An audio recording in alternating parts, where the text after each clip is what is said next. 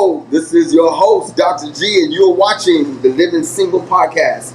This is our first time live. We're on a pre-tour before our premiere. The premiere of the podcast is Monday, my mother's heavenly birthday, Monday, August the 7th.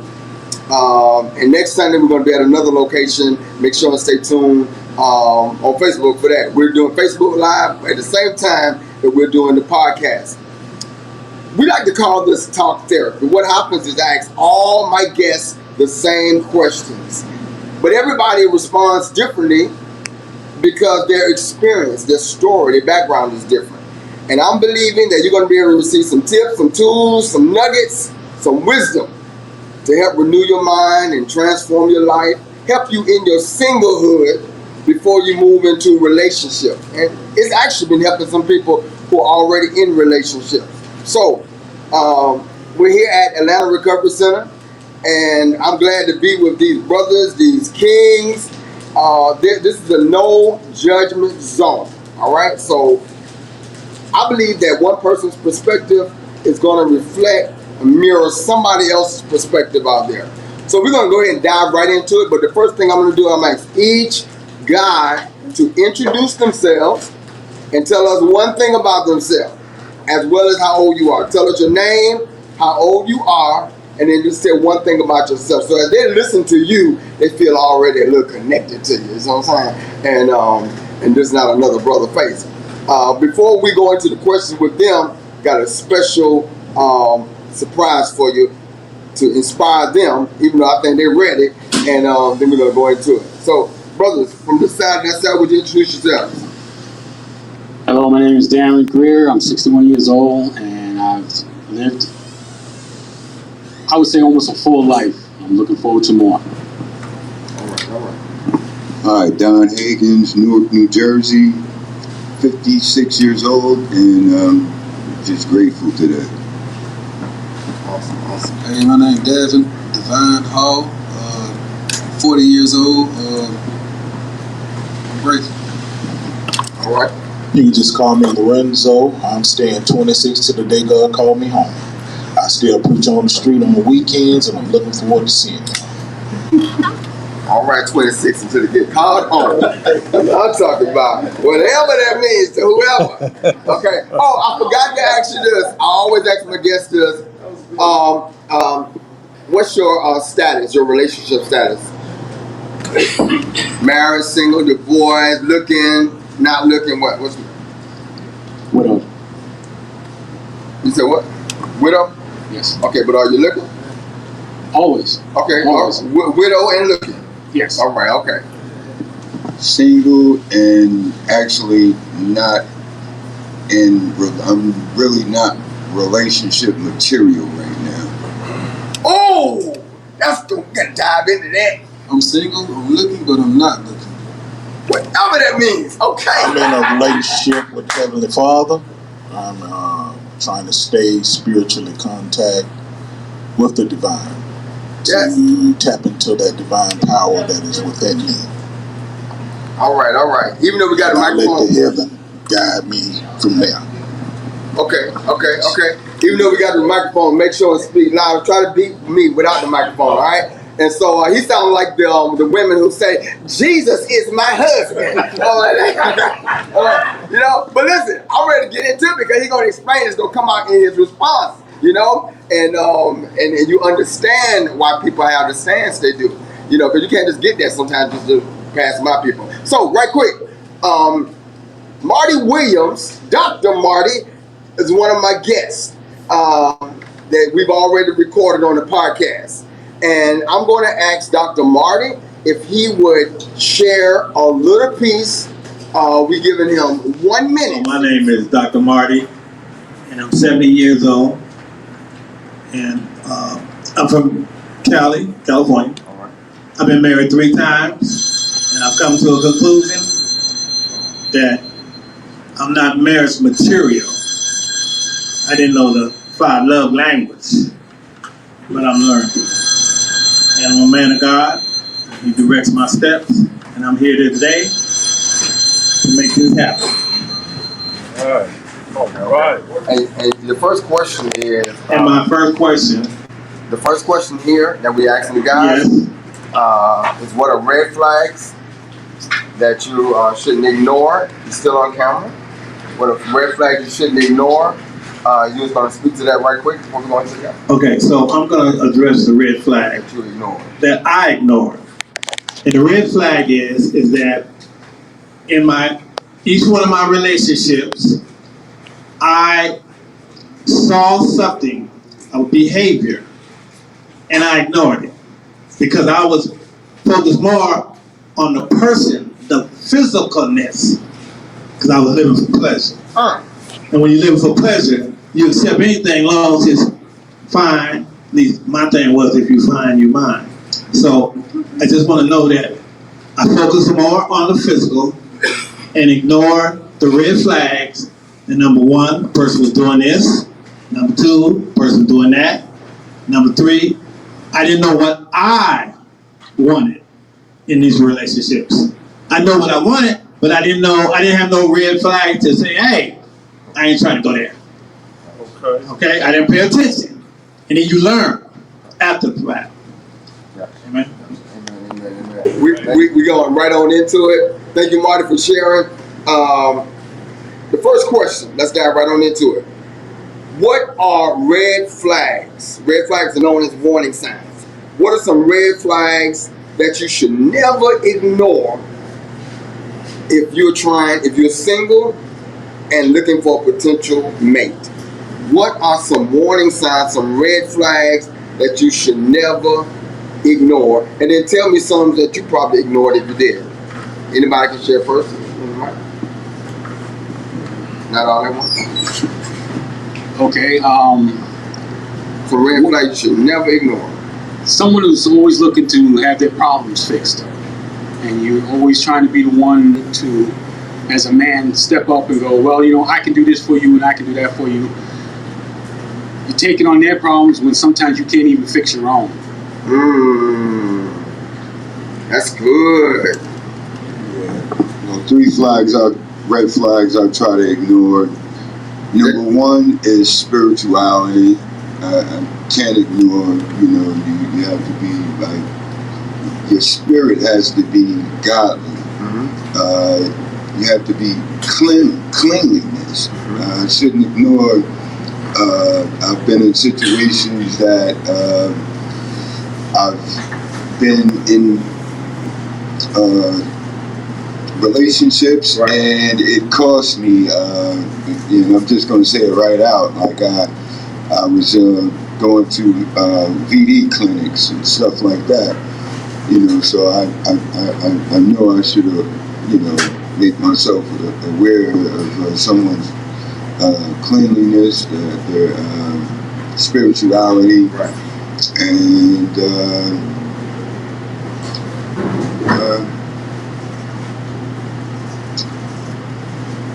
it's a few, but those two right there are real important for me.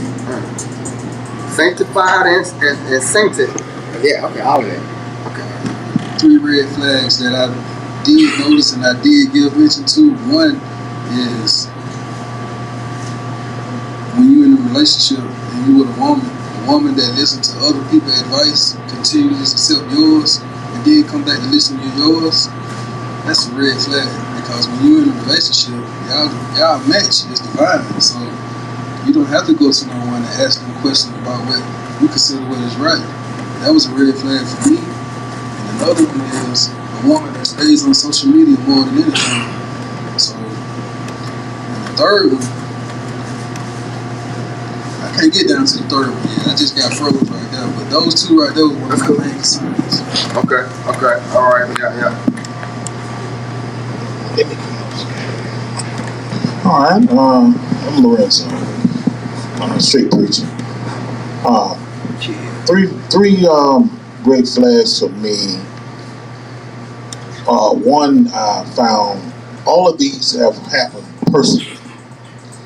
One was a person supposed to be at work, and you surprise them and they're not where they're supposed to be. Oh yeah, that's a red flag. Another one is they're getting off at 4 o'clock and show up 3:30 in the morning home. Another one is you have a person when their phone is ringing, they always got to leave the room. Oh, it's my friend, my sister. Okay, that's fine. All wee hours of the night. Go outside to the car and talk. Gotta go outside the car and talk. There you go. Another one is he or she, you have to smell for cologne or perfume. I very rarely wear cologne. I do use a deodorant. Which one you gotta smell for it? If you smell a cologne, Right. Let's go with the men first. If you smell a perfume that is not the fragrance, let's say perfume or cologne, that is not the fragrance that you wear on your spouse, red flag. that is a problem. Okay. Now, sometimes it can be in the workplace, everybody wear their own thing, and I understand a mixture of that. Right. So,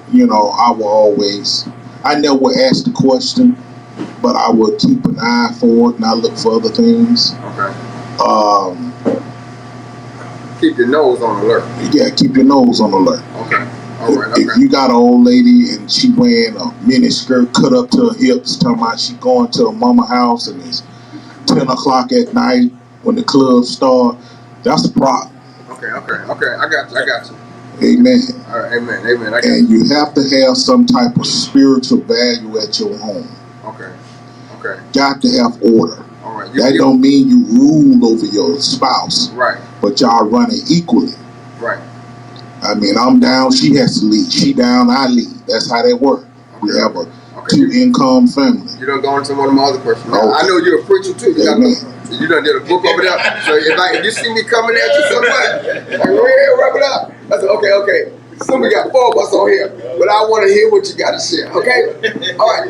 So the next, I get it all the time. I'm a preacher too. Okay. So next question. I'm not going to share all. I'm skipping one of the questions. I'm going to this one here. And thank y'all. That's some good stuff that y'all shared there. Some good stuff, because people, what we tend to do, we see stuff right before us, but we get so captivated with what we want or how we're feeling, and we're ignoring the sign. It's like driving down the road and you see the signs that say detour, crash ahead, whatever, and you just keep going. But this road is kind of smooth, And so I was asked this question the other day myself. It was flipped on me, and I realized, I did ignore a flag the night before I got married. It was some before then, but it got real wild. Everything went buck wild the night before I got married. I still went on the next day. A lot of people thought I wasn't going to go through with it. I went through with it. When the preacher asked me, do you take her to be your wife? I said, let me ask you the question again. Do you take? I'm standing right, it's on video, y'all. That tears started coming down my eyes, and I said, I do. That's why I tell people that he stood me up at the eye, whatever. But that was a good man, bold man. You believe me. You rather get stood up at the altar or whatever case, but you don't want that. But then to go through and ignore the red flag and get into everything that comes with that. But anyway, moving on. The next question is, what do you think about deal breakers? We always hear people talk about deal breakers. These are my deal breakers. This is my list. These are my deal breakers. What do you think about deal breakers, and do you have any? Deal breaker. Define it one more time, like deal breaker. So a deal breaker is something that is off. If you're doing this, or if you're not doing this, it's off. We can't be in a relationship. That's a deal breaker. Like for me, a deal breaker is if she is potty mouth. I'm not talking about, every once in a while she might say something, a little curse word or whatever. But if she coming out like, bah, bah, bah, bah, I'm like, she was looking fine until she started speaking.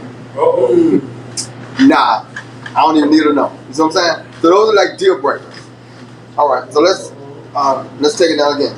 Oh, I can break that one, man. Can I? All right, go ahead. Oh, yeah. He got some deal breakers. He said, I understand now. I understand. Okay, go ahead and speak loud enough in the microphone. It's gonna be a minute on this one, man. Okay, so my deal breaker was, okay, so I was in a 7 to 8 year relationship, and when we started off, you know, she had the potty mouth, but I professionally silenced that in a good manner. But the deal breaker was that every time we got boxed into the wall, I'm the one that had to fight us about that corner continuously, and I done did this over like number of times, and it just got so tired because every time we get into a tight situation, I had no problem with pulling us out. But sometimes that woman power, because the relationship comes, a man get his power unlocked when he get in contact with the right woman. And you know, I guess I had them burnt mine out, because I'm like, man, I don't got time of doing this, man. It's time to break this out, because if I'm gonna keep bouncing us out, and women held more power in today's physical world, way more than men, literally. So I'm like, now where you at? Now it's time for you to unlock what you're supposed to be having for us, but it just didn't work out as I thought. So my deal breaker was like, look, it'd be better if I was to end this situation than to keep touring in it, because instead of hurting me, and I had to heal from trauma from that experience. You know, that put a lot of pain on me. Am I making any kind of sense? Yeah. Okay. I can keep going, but I think Rizzo want to say something. I won't stop it, bro. Yeah. You get some deliverance, right? Yeah, man. Listen, man. Man, we get caught up in relationships.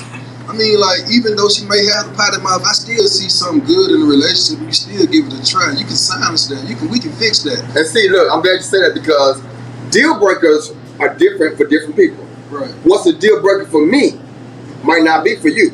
Right?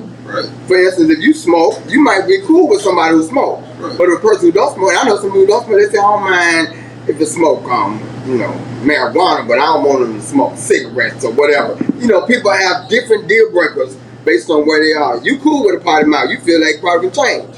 I actually like potty mouth. You like potty mouth, ooh, that's sexy. Say it again, girl.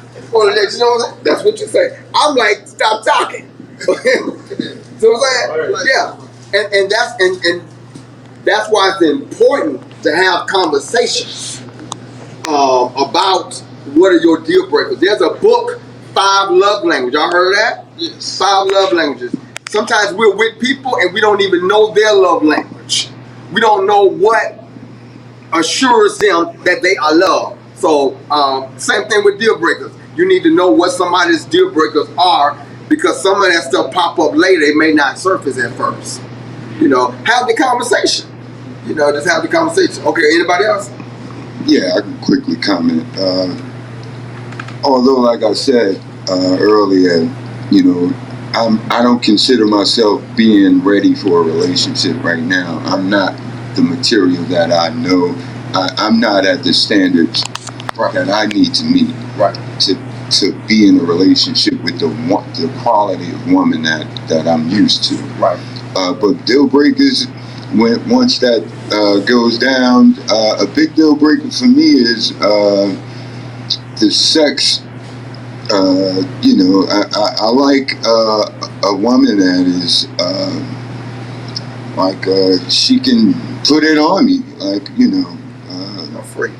Yeah. You know, I know this. What's that saying? What they call something in the day and a lady in the day and a freak at night. Yeah, hey guys, don't act like y'all don't know this. I mean, being real. Right. Yeah. This is real. We got real talk. That's very important. Can we speak explicit language?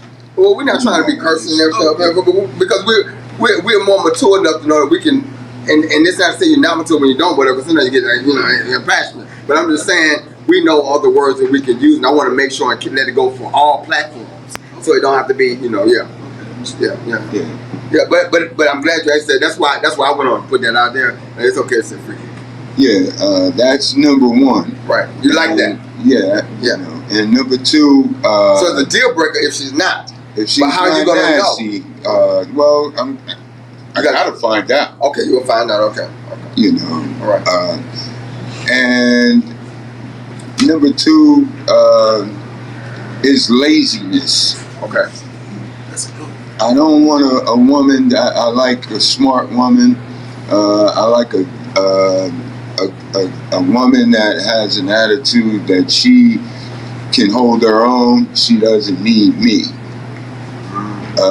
Not saying I want to lean on them, but that just gives us more power as a couple. Power couple. Right. We're more of a power couple. Right. You know, if she's bringing, I'm not intimidated. Right. Bring some bacon on it. Right. And you know, we'll meet each other and we'll be a power couple. So that's very important for me. Right. All right. I got you. I love it. Anybody else want to comment there before I go to the next question? All right. Yeah. Yes, sir. Rizzo want to say something. No, go into the next question. I say something next. You didn't have nothing you want I to say don't to know that? what the next question is. Okay, so thank y'all for that. Listen, I ask these questions to different people. I'm hearing different things, and it's because of where you come from, and I appreciate the real talk, because when people watch it, man, ain't being real, and I don't want that. I want people to. I love when I hear people be transparent. I feel more connected and closer to them. And they tap into something in me that I probably didn't know how to articulate, But then also be real about it. The reason why a lot of relationships fail is because if I want you to be this way in the bedroom, like he said, and you're not, well, how is she gonna know? And then also, are you fine with her saying, you can't be too small, or you gotta last long? And so that's what I heard the other day a female saying, and so that conversation, people don't have to just jump into it, and then you're expecting somebody to know, do this, do that, whatever, and believe it or not, things we want to happen, sometimes we never talk about it. The person that you want to build life with, build power couple with, have a romantic relationship with, are you talking about it, or are you just assuming they should know? Are they gonna vibe? Yeah, so that's a good thing. All right, so speaking about the woman, in the Bible it says that a woman is a helpmate. Even if you're not a believer or a Christian, you probably heard that somewhere. A woman is supposed to be a helpmate. Question is, what does that mean to you, and do you see it in society? What does that mean to you when it says a woman is a helpmate? It's to me, a relationship should always be 50-50. Okay. As a helpmate, just like the brother was saying before, when you fall short, if I fall short, be there to help build me up. Don't point out my faults and elaborate on my faults. If you see that I have a fault that you know that you could help me with, help me strengthen that so that it's no longer a fault. It's something that you can take and build both our futures on. But when you, as a woman can tear a man down so much faster than a man can tear a woman down, and that's just my opinion. Right.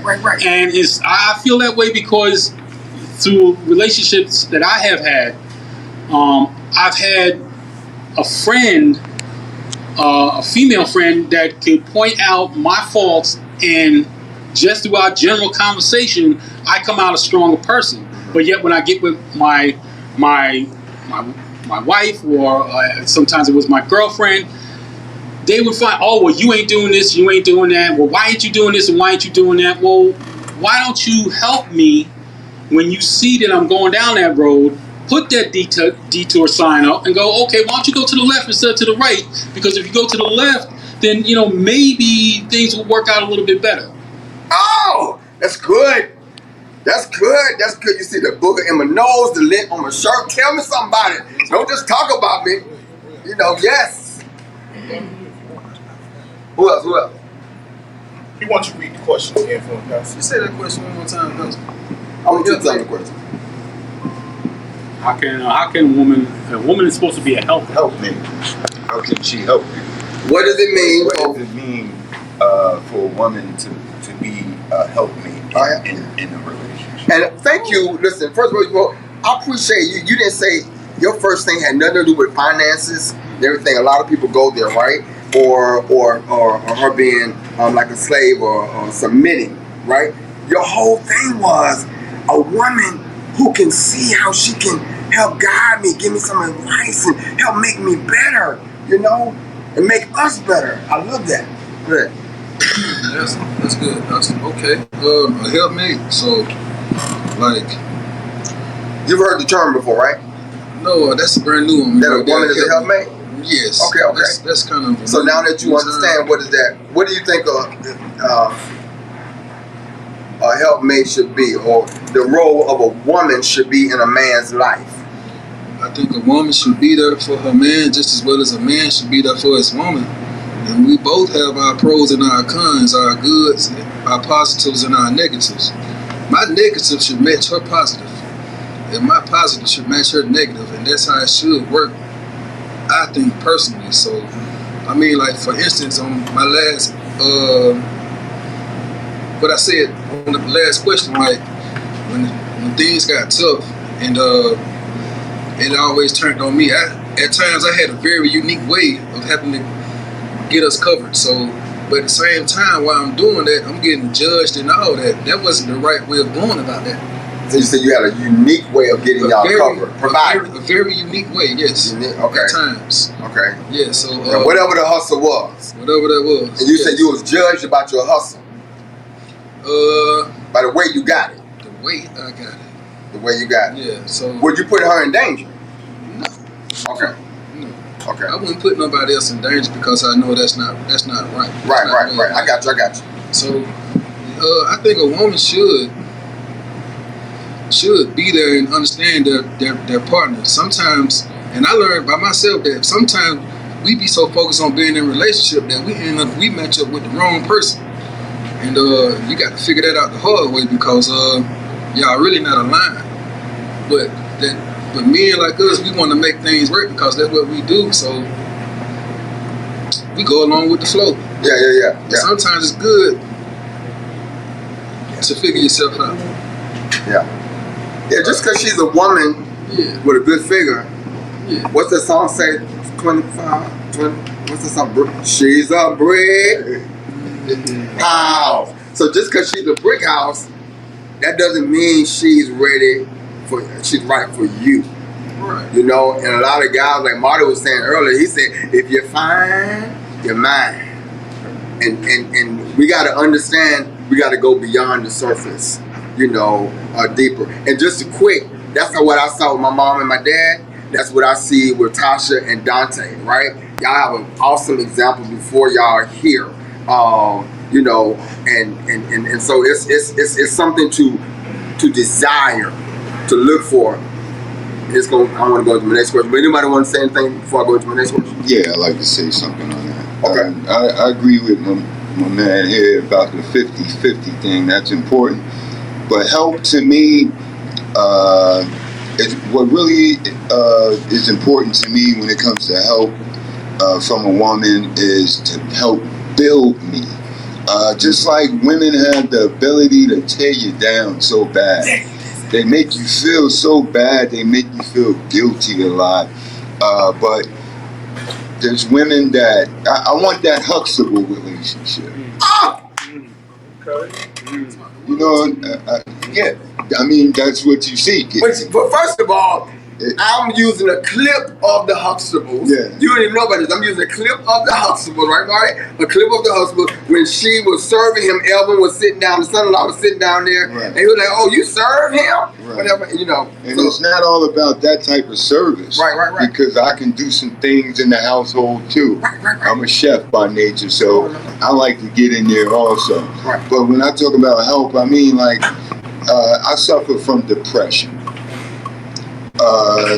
And a woman would have to not cater to my depression, but know just how to say little things and do little things to just pick me back up when I need it. I've had relationships I've had strong women that were able to just say some things. I might lose a job and say, baby, it's going to be all right. Baby, don't you know this is what I love about you? Just building my character and spirit. That's very, very important to me because I'm a go-getter. And she can unleash a tiger if she knew to pull the right string. Come on now. I got you. You know? That's good. That's real good. Hey, can I elaborate more? He just opened up something else to me. Okay, then we'll go to the next question. Go ahead. Okay, so now what you just said was good. So when I feel as if I'm gonna go good as well, but every time I bounced up out of that wall, it was like she envied that I could just bounce back and get another career or a job like that. She was just saying, she'd be the first one to tell me, you know, I really envy you. See, I wasn't getting those kind of affirmations. I was getting the opposite. Wow. So you was getting that, you was doing good. So I knew it was time for me to cut loose and be like, hey, you know what? It's time to go our separate way. Right. Yeah, she was tearing me apart. Yeah. And I've heard that said a lot. I'm glad you all, as men, are saying it. For those of you who are living single, you're watching this, that men, T.D. Jakes did a book a long time ago that called Emotions. Men have emotions too. A lot of you who are living single, a lot of women, it's good for you to hear guys tell you, before you try to shut him down, before you try to shut him down, just hear him when a guy can be vulnerable and tell you, this is how you make me feel. This is what you do to me when you say that, you know? Just listen to him and then try to see, and it goes both sides. But I see, well, when I say that makes you feel this way, or you tell them and they respond back to you, yeah, when you come at me like that, that does that. Can you not do that? You know, so the guy has to have the conversation with the woman, but you want to have it with a woman who can hear you, and you would know whether she responding in a way that I want to try to do this, because I don't want to do that to you. That's not, I was doing that, I don't want to do that to you. So it's good to hear you brothers let women know, as strong or big a man as I am, your tongue, and the Bible says it's a tornado. Small part of your body can tear me down, but it also can what? Build me up. So that's a woman and a helpmate. Now, we always hear that a man is a provider and a what? Protector. Okay. Provider and protector. What does that mean to you? And do you feel you've been that or you are that? What does it mean for a man to be a provider and a protector? I interviewed one lady the other day, 55 years old. She said her husband had provided everything for them. He just recently died. She's a widow. Lisa Marie Foster Coleman. Make sure to check out her episode. She said he provided everything. He protected us by making sure we had weapon in the house to defend ourselves, fence around the yard, alarm system. But he didn't protect my heart, my emotions. I said, wow, never heard that before. He said, me either. So what does it mean to you for a man to be a provider and a protector? And do you feel you've been that? All right. All right, so Lorenzo, again, street preaching. First of all, I would like to say that was a rule created by other men to play on men naivete. That's not a law. It's everybody's job in the house, the male and the female, to be the protector and the provider, because it takes that. No one person can build a nation. It just don't work like that. It takes a group and a nation to build one. I saw this movie about Serena Williams. I think everybody's seen that. Will Smith played. And he said something that was very interesting to these game bangers that was trying to talk to one of his daughters. She was very, matter of fact, this one even Serena's sister, this was the oldest one. She went on and went to college and got a PhD and et cetera, et cetera. But he said something to them that was very interesting. First, the wife got up and said, look, she over there with them game bangers. I knew I told her better than that. He said, where is she? She over there. They pulls over. She said, I want you to go over there and say something. He said, no problem. Give me a minute. Inside the car and go over. He said, hey, brother, this young lady here is my daughter. She's not cold nor dating. And we're building champions over here. Please stay away from my daughter. God, he didn't like it. But the other gang members found out and killed the dude. Fortunately, that happened. But what I'm trying to show you is it takes two to protect and truly build a home. It just don't work. One person just can't do it. Question. I got you. The question is asking, what do it mean to you as a man? Yeah, I explained it to you now. I'm going to go into more details since you asked that.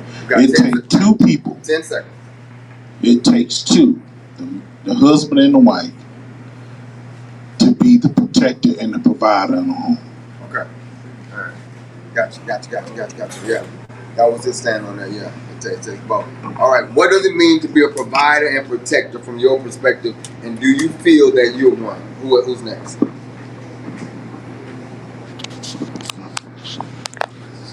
For a time, yes.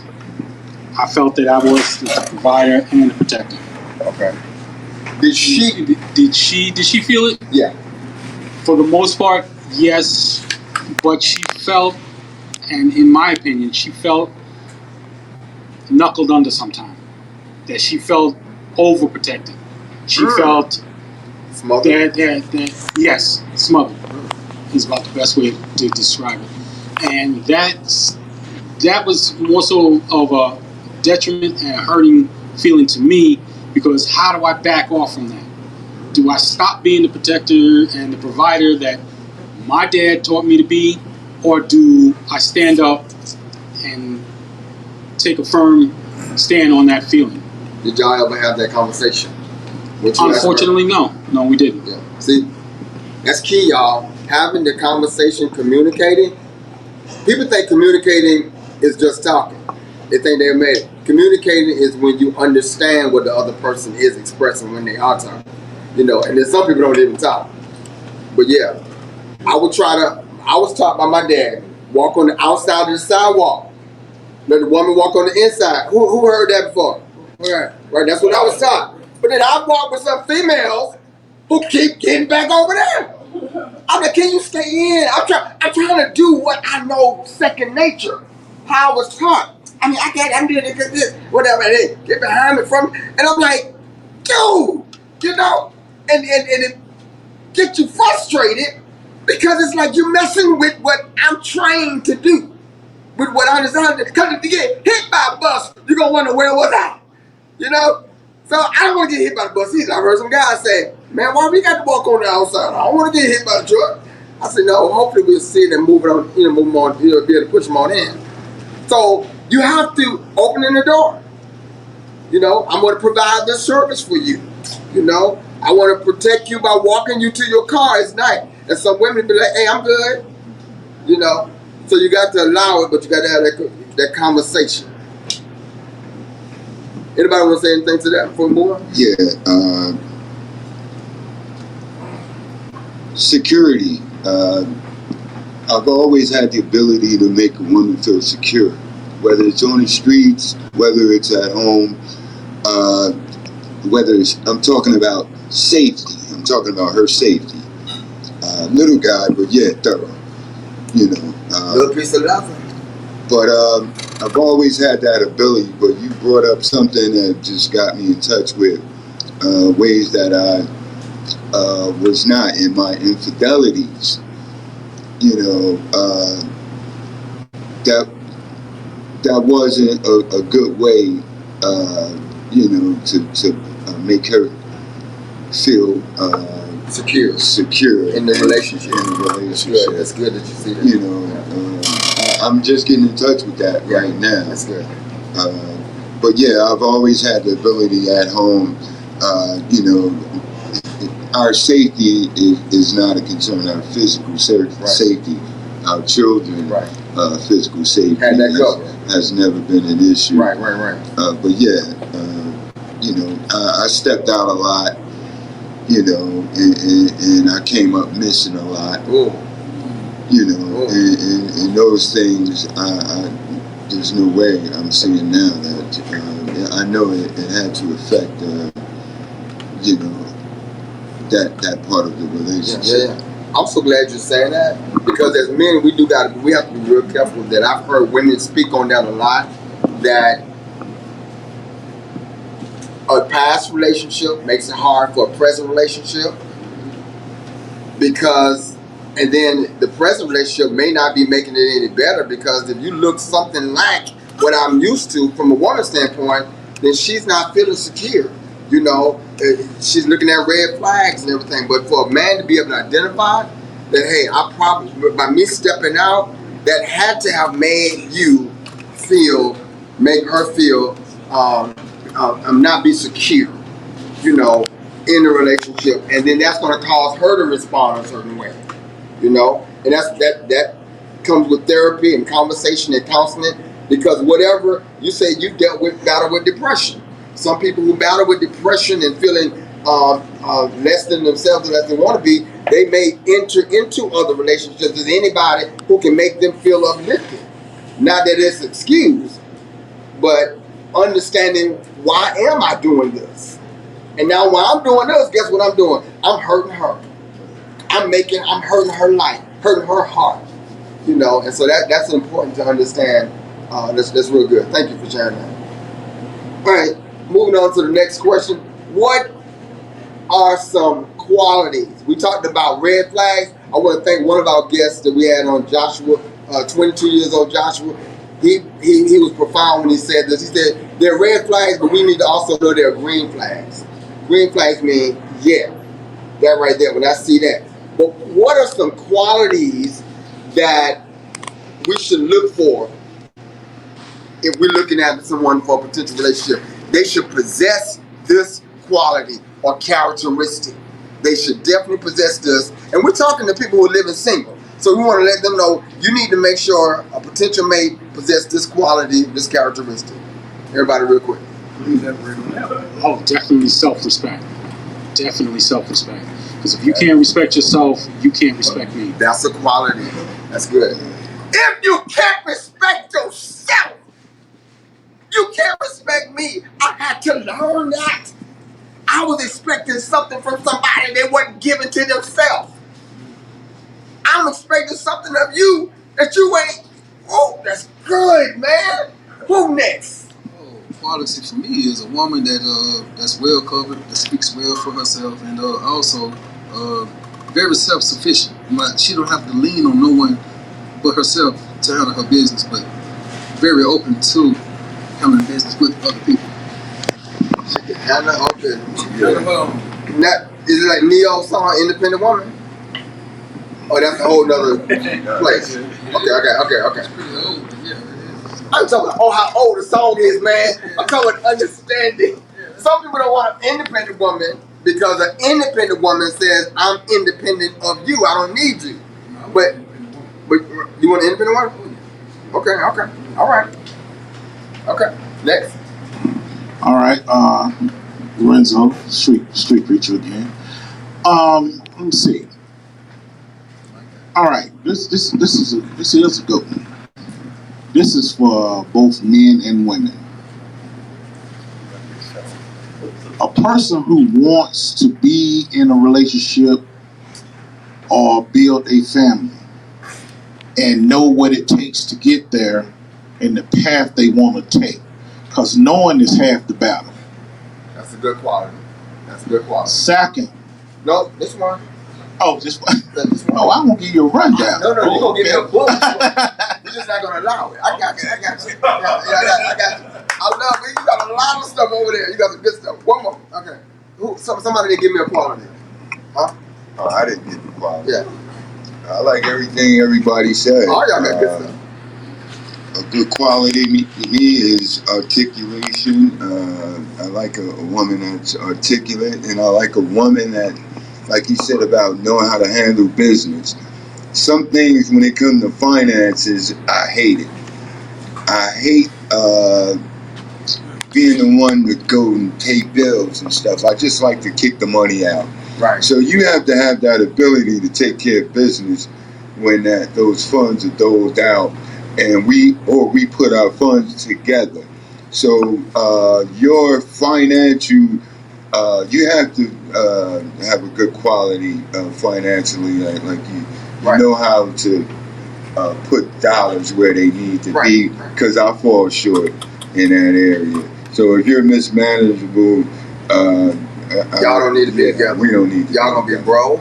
Exactly. You know, constantly evicted, foreclosure, everything going on. Yeah, and that, I'm glad you say that, because you need to find someone who, I think somebody said earlier, almost like, where I'm weak, you're strong. You know, and I saw that with my dad and my mom. My dad made the money.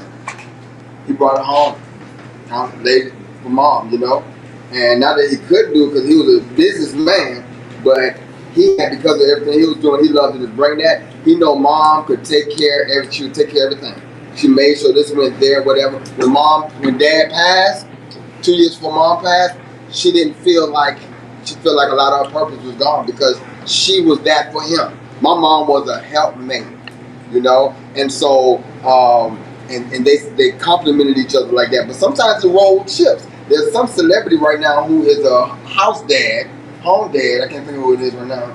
And then the woman is working, you know, and celebrity, and they are fine with that. You got to know what works for who.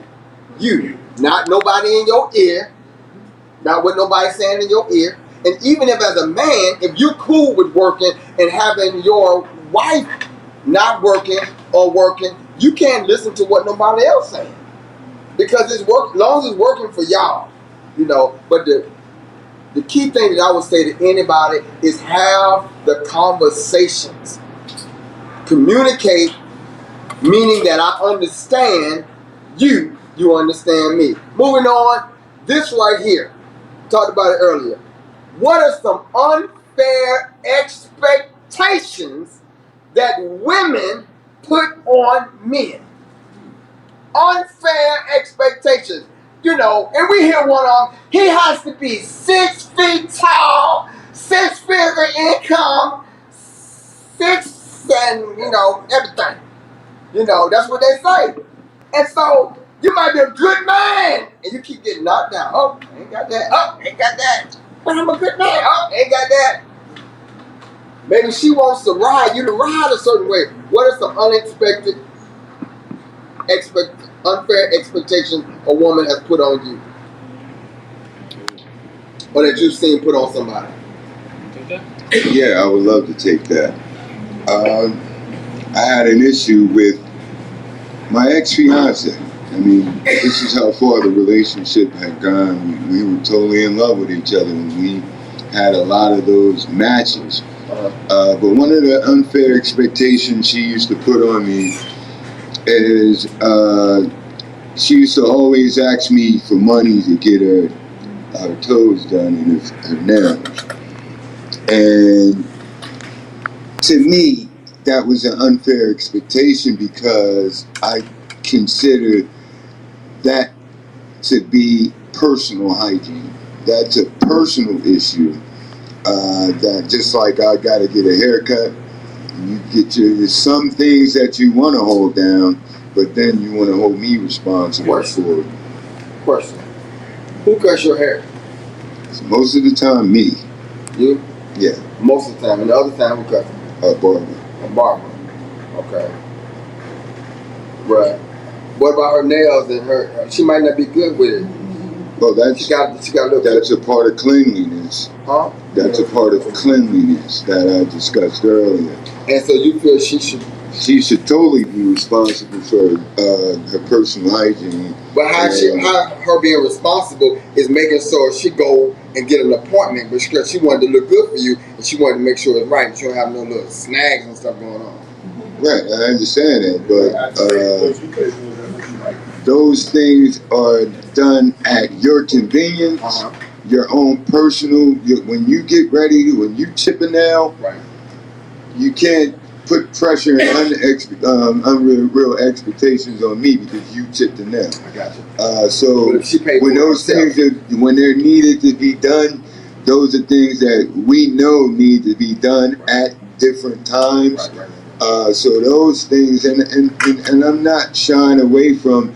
I love to be a provider for my woman. I've had to get second jobs to be able to support my woman in different ways. But when she brings it to me as a personal hygiene issue, is where I get an issue with her. Have you had that conversation with her? Yeah, I had the conversation with her, and actually, she took it very well, and we never had that issue again. I still had to get a second job because you know women, they gonna find a way to get that dollar. Yeah, you still need to give me some extra money. Okay. So I had to get out and get a second job and all that kind of stuff. But you didn't mind. I didn't mind. Apparently, when they say when you got the right person, you don't mind. Yeah, I really didn't. When they treat you good. Yeah. Okay, I got you. Who else to that? Street preacher want to say something. Next question. What does it mean to settle? People say, I'm not going to settle in no relationship. Some people feel like, oh, I settled. I had deal breakers. I broke my deal breakers. I settled. Have you ever felt like you settled in a relationship, and why? Yes, definitely. I settled because I kept thinking that, well, you know, if I hang in there a little while longer, she'll eventually see it my way, or she'll eventually meet me halfway. Or, well, you know, she did it this time, you know, it won't happen again. So, you know, I'll deal with it this time. And it got to a point where I was settling way too much. And I had to step up and go, you know what? This is it. Enough is enough. I'm going to do what I need to do, and either you're going to be there or you're not going to be there. And we went our separate ways. Oh, she wasn't there. No, she wasn't there. No, I've settled in a lot of relationships. I would say most of my relationships I've settled. That's why I've really never had the ability to be true and committed to one woman. I've always had issues with stepping out. Whether it's settling with someone that's not, I mean, she's too big. I've settled with women that I wasn't really physically attracted to. I've settled for Why? because my low self-esteem within myself. Okay. And just like the brother was saying, hoping things would change, and I have that power to help her make those changes. And next. Street preacher.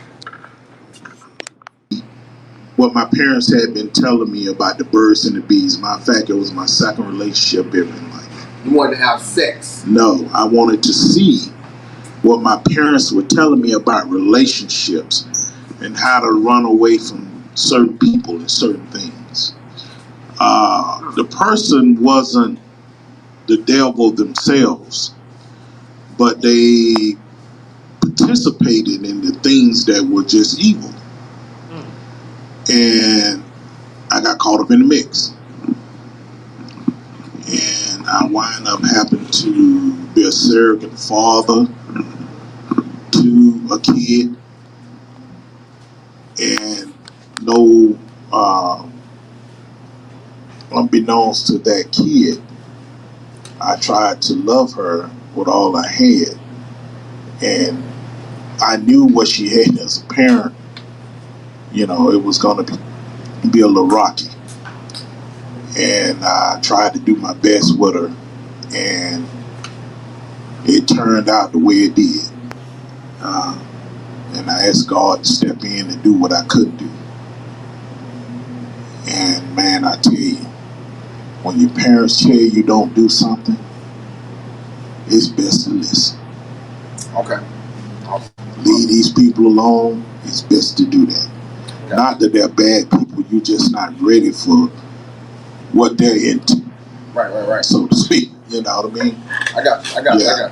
And what happens a lot of times is that we're not ready for a relationship. We're not marriage material. We're not ready to commit. We're not. Somebody said something and we're almost to the last question. Somebody said something in one of my interviews. Gerald, what's Gerald's last name? Marty, Gerald's last name?